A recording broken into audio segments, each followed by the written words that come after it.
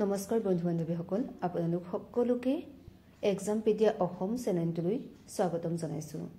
আজি আপোনালোকৰ লগত আৰম্ভ কৰিব ওলাইছোঁ আসাম এণ্ড ইটছ পিপুল তাৰ MCQ পাৰ্ট A। ইতিমধ্যে মোৰ ভিডিঅ'সমূহত Assam geography, Assam history, Assam polity, Assam ইকনমিক্সৰ ভিডিঅ' আপলোড কৰা হৈ গৈছে। আপোনালোকে যদি ভিডিঅ'বোৰ চোৱা নাই তেন্তে মোৰ ভিডিঅ'বোৰ চাই ল'ব। আহক আজি আসাম এণ্ড ইটছ পিপুলৰ MCQ পাৰ্ট 1 আৰম্ভ কৰোঁ। 1 নম্বৰ, পৃথিৱীৰ ক্ষুদ্ৰতম নদীদ্বীপটো অসমতে আছে। ইয়াৰ নাম কি?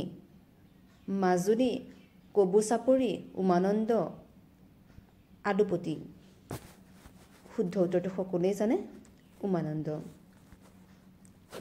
2 নম্বৰ, কোনে কৈছিল প্ৰতিজন অসমীয়া সৈন্যই নাও চলাব পাৰে, কাৰ মাৰিব পাৰে, গাঁত খান্দিব পাৰে, বন্দুক চলাব পাৰে? ভাৰতৰ কোনো ঠাইতে এনে সৈনিক মই দেখা নাই। কোনে কৈছিলে? ৰামসিংহই কৈছিল, মাইলছ বনছনে কৈছিল, মীৰ জুমলাই কৈছিল নে হিউৱেন-চাঙে কৈছিল?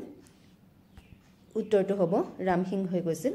যেতিয়া লাচিতৰ লগত শৰাইঘাটৰ যুদ্ধ কৰিছিল ৰামসিংহই, তেতিয়া যিহেতু মোগল সৈন্য পৰাজিত হৈছিল আৰু পৰাজিত হৈ তেওঁলোক উভতি যোৱাৰ সময়ত এইষাৰ কথা ৰামসিংহই কৈছিল। এইবাৰ 3 নম্বৰ কুৱেশ্যনটোলৈ আহিছোঁ।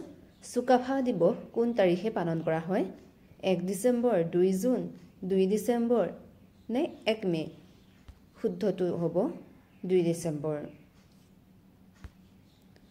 4 নম্বৰ, হজৰা পুখুৰী নামেৰে জনাজাত তেজপুৰৰ বৃহৎ পুখুৰীটোৰ সৈতে কাৰ নাম জড়িত?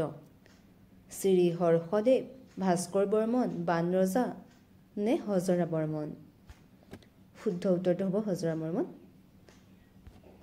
5 নম্বৰ, অসমৰ কাক হস্তী কন্যা নামে জনা যায়? ক. ডক্টৰ পূৰ্ণিমা দেৱী বৰ্মন, খ. মুবিনা আখতাৰা, গ. প্ৰতিমা বৰুৱা পাণ্ডে, ঘ. পাৰ্বতী বৰুৱা। উত্তৰটো হ'ব পাৰ্বতী বৰুৱা। 6 নম্বৰ কুৱেশ্যনটোলৈ আহিছোঁ। চীনাসকলে পূব ভাৰতৰ সম্ৰাট বুলি কাক অভিহিত কৰিছিল? মহিৰংগ দানৱক, ভাস্কৰ বৰ্মন, ৰজা পিথু নে নৰনাৰায়ণ? শুদ্ধ উত্তৰটো সকলোৱে জানে, ভাস্কৰ বৰ্মন। যিহেতু ভাস্কৰ বৰ্মনৰ সময়ত কামৰূপৰ সীমা বহুত দূৰলৈকে তেওঁ বহলাবলৈ সক্ষম হৈছিল। 7 নম্বৰ, ভাৰতীয় বায়ুসেনাৰ উই কামাণ্ডাৰ হ'বলৈ সক্ষম হোৱা প্ৰথম অসমীয়া মহিলা কোন? শেৱালী ফুকন, পূৰবী মহন্ত, বৰ্ণালী গগৈ নে জ্যোৎস্না বৰুৱা? উত্তৰটো হ'ব বৰ্ণালী গগৈ। 8 নম্বৰ, কোনখন চহৰক পূৰ্বৰ মানচেষ্টাৰ বুলি কোৱা হয়? গুৱাহাটী, শিৱসাগৰ, ধেমাজি নে শুৱালকুছি? শুদ্ধ উত্তৰটো হ'ব শুৱালকুছি। 9 নম্বৰ, অসমত শংকৰদেৱৰ নৱবৈষ্ণৱ আন্দোলন কেতিয়া হৈছিল? 15 শতিকাত, 16 শতিকাত, 17 শতিকাত নে 18 শতিকাত?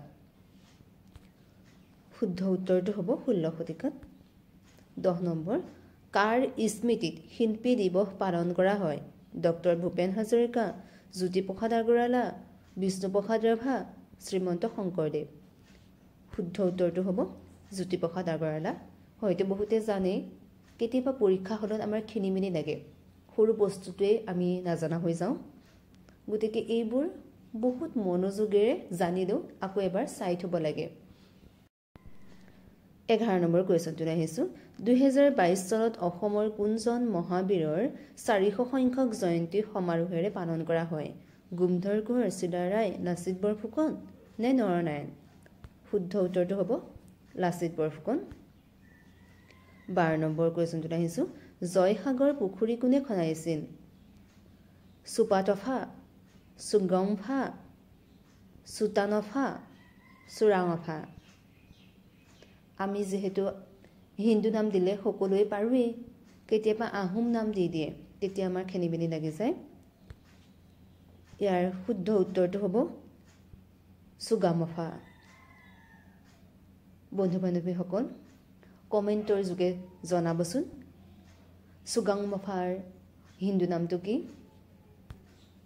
13 নম্বৰ জ্যোতিপ্ৰসাদ আগৰৱালাৰ এসময়ৰ পকী নামৰ ঘৰটোৰ বৰ্তমান কি নামেৰে জনাজাত জ্যোতিগৃহ জ্যোতি আবাস জ্যোতি ভাৰতী জ্যোতিপ্ৰসাদ উত্তৰটো হ'ব জ্যোতি ভাৰতী 14 নম্বৰ উগ্ৰতৰা দেৱালয় কোনে নিৰ্মাণ কৰিছিল শিৱসিংহ ৰুদ্ৰসিংহ গদাধৰ সিংহ নে ৰাজেশ্বৰ সিংহ শুদ্ধ উত্তৰটো হ'ব শিৱসিংহ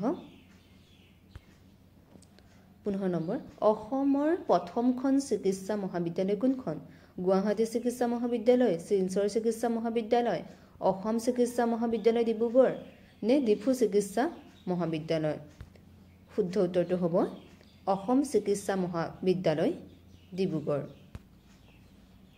16 নম্বৰ কুৱেশ্যনটো আহিছো অটল অমৃত অভিযান অসম চৰকাৰে কেতিয়া আৰম্ভ কৰিছিল 2016 2017 2018 নে 2019 উত্তৰটো হ'ব 2016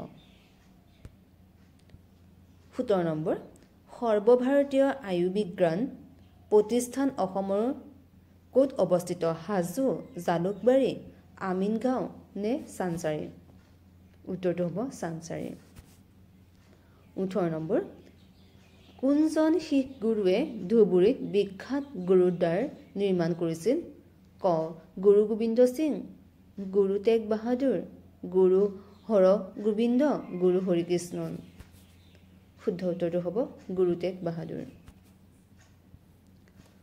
19 নম্বৰ কুৱেশ্যন চুতীয়া ৰজাই সজোৱা তামেশ্বৰী মন্দিৰত কাক উপাসনা কৰা হয় শিৱ তামেশ্বৰী দেৱী সোমদেৱ নে বিষ্ণু উত্তৰটো হ'ব তামেশ্বৰী দেৱী 20 নম্বৰ নৱগ্ৰহ মন্দিৰ গুৱাহাটীৰ কোন পাহাৰৰ শীৰ্ষত অৱস্থিত নীলাচল চিতাচল কালাপাহাৰ নে জাপুৰিগো শুদ্ধ উত্তৰটো বহুতে হয়তো জানেই চিতাচল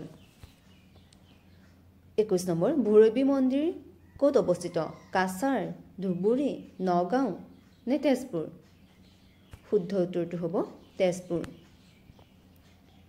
22 নম্বৰ কামৰূপৰ পবিত্ৰ হিন্দু মন্দিৰবোৰৰ বিষয়ে বিস্তাৰিত ৰূপত ক'ত পঢ়িবলৈ পোৱা যায় মৎস্য পুৰাণ কালিকা পুৰাণ শিৱ পুৰাণ নে কামাখ্যা পুৰাণ শুদ্ধটো উত্তৰ হ'ব কামাখ্যা পুৰাণ গোপীনাথ বৰদলৈক কোনে লোকপ্ৰিয় উপাধি প্ৰদান কৰিছিল মণিৰাম দেৱান সুভাষ চন্দ্ৰ বসু জয়ৰাম দাস দন্তৰাম আৰু নে ডক্টৰ ৰাজেন্দ্ৰ প্ৰসাদ শুদ্ধ উত্তৰটো হ'ব জয়ৰাম দাস দন্তৰাম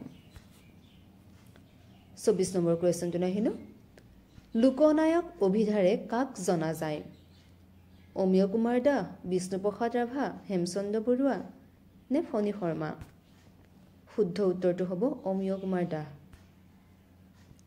ত্যাগবীৰ অভিধাৰে কাক জনা যায় হেমচন্দ্ৰ বৰুৱা কুশল কোঁৱৰ নবীন চন্দ্ৰ বৰদলৈ নে বিষ্ণুপ্ৰসাদ ৰাভা শুদ্ধ উত্তৰটো হ'ব হেমচন্দ্ৰ বৰুৱা বন্ধু বান্ধৱীসকল এইখিনি আছিল আজিৰ আসাম এণ্ড ইটছ পিপলৰ MCQৰ পাৰ্ট 1 আপোনালোকে যদি ভিডিঅ'টো চাই ভাল পাইছে লাইক কৰিব কমেণ্ট কৰিব যিমান পাৰে সিমান শ্বেয়াৰ কৰিব যাতে আন বন্ধু বান্ধৱীসকলো উপকৃত হয় ইয়াৰ দ্বাৰা মোৰ চেনেলটো ছাবস্ক্ৰাইব কৰিবলৈ নাপাহৰিব ধন্যবাদ